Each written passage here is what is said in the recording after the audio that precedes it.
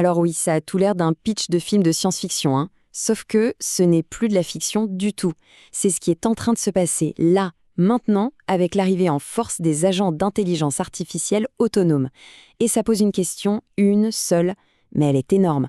Ces agents, ils sont là pour nous donner un coup de main ou carrément pour prendre notre place?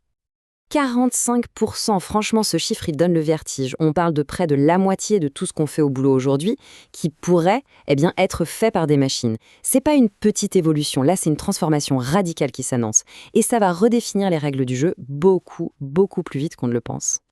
Allez, c'est parti. Dans les minutes qui suivent, on va décortiquer ensemble ce phénomène. L'idée, c'est vraiment de séparer le mythe de la réalité, pour savoir au fond si on a affaire à de simples assistants boostés aux stéroïdes ou si on est vraiment à l'aube d'un grand remplacement professionnel. Bon, les agents IA, c'est clair, on en entend parler absolument partout. Et c'est un peu le grand écart, non? D'un côté, on nous promet une révolution incroyable, et de l'autre, on agite des scénarios quasi apocalyptiques. Difficile de s'y retrouver. Alors avant d'aller plus loin, la première chose à faire, c'est de poser les bases. De quoi est-ce qu'on parle très concrètement?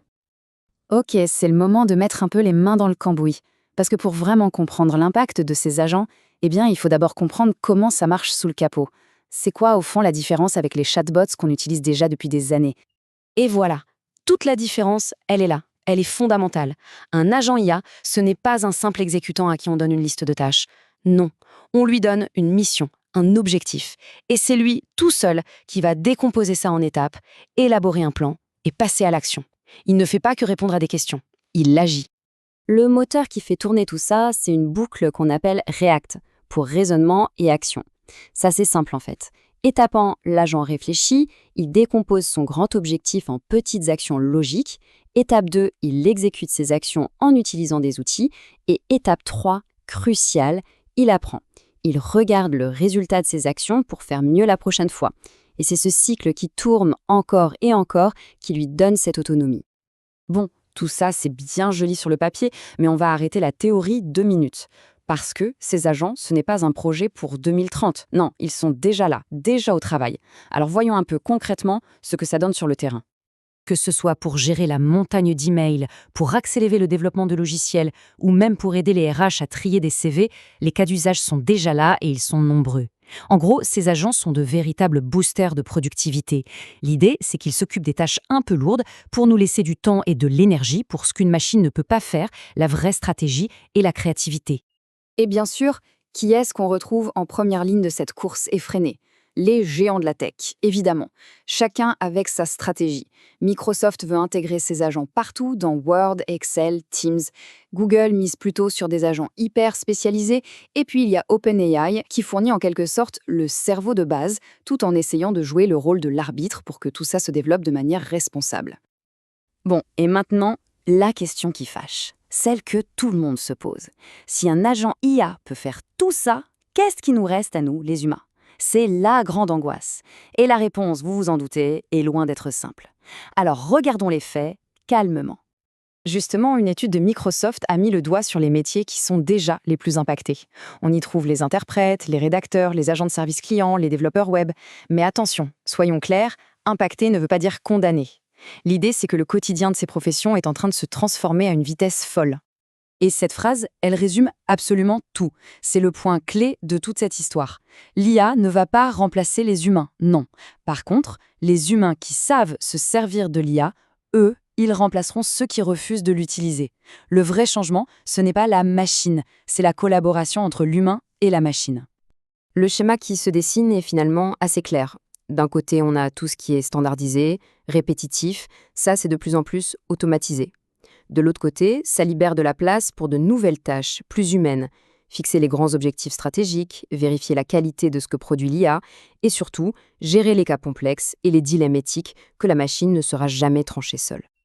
Ok, mais alors, si cette technologie est si incroyable, pourquoi est-ce que tous les bureaux ne sont pas encore remplis d'agents IA? C'est une bonne question. Eh bien, parce qu'entre la promesse et la réalité du terrain, il y a un monde. Et le déploiement de ces outils se heurte à des obstacles, et pas des petits. Tenez-vous bien, plus de 40%. C'est la prévision un peu choc du cabinet Gartner. Ils estiment que près de la moitié des projets d'agents IA lancés par les entreprises seront purement et simplement annulés d'ici 2028. Pourquoi? Parce que beaucoup y vont tête baissée, fascinés par l'outil, mais sans aucune stratégie derrière. Et là, c'est le mur. Et voilà une des raisons principales de ces échecs, les coûts cachés. Tout le monde voit le prix de l'abonnement à l'IA, mais ça, c'est juste la pointe de l'iceberg. Le vrai chantier, le truc énorme et très coûteux, c'est ce qui se passe avant. Il faut préparer les données de l'entreprise, les nettoyer, les organiser, les rendre utilisables par l'IA. C'est un travail de titan, souvent complètement sous-estimé. Donc, au final, le vrai blocage, le goulot d'étranglement, ce n'est même pas la qualité de l'IA elle-même. Le problème, c'est l'entreprise. Si les données sont en désordre, si l'infrastructure n'est pas prête et s'il n'y a pas de règles claires, eh bien on peut avoir le meilleur agent IA du monde, il ne servira à rien. Il sera tout simplement incapable de travailler. Alors, face à tout ça, on fait quoi? On attend que ça passe? Mauvaise idée. La seule et unique voie, c'est l'adaptation. Que ce soit au niveau individuel ou pour toute une entreprise, il est urgent de commencer à dessiner une feuille de route, une stratégie pour naviguer dans cette nouvelle ère qui s'ouvre. Et s'adapter concrètement, ça veut dire quoi? Eh bien, ça veut dire regarder de très près comment le paysage des compétences est en train de basculer. Regardez bien, tout ce qui est compétences de base, un peu mécanique, ça décline. En revanche, deux choses explosent. D'un côté, les compétences techniques pour savoir piloter ces IA, et de l'autre, les compétences purement humaines, l'intelligence émotionnelle, la créativité, la pensée critique. L'enjeu est là, il faut se former en permanence. Pour conclure, on peut le dire. Les agents IA, ce n'est pas la fin de l'emploi. C'est la fin des tâches standardisées. Et c'est une nuance énorme. Toute la réussite de cette transition va reposer sur notre double capacité à bien encadrer ces machines et surtout à faire évoluer nos propres compétences. La seule question qui reste finalement, c'est est-ce qu'on sera prêt à temps ?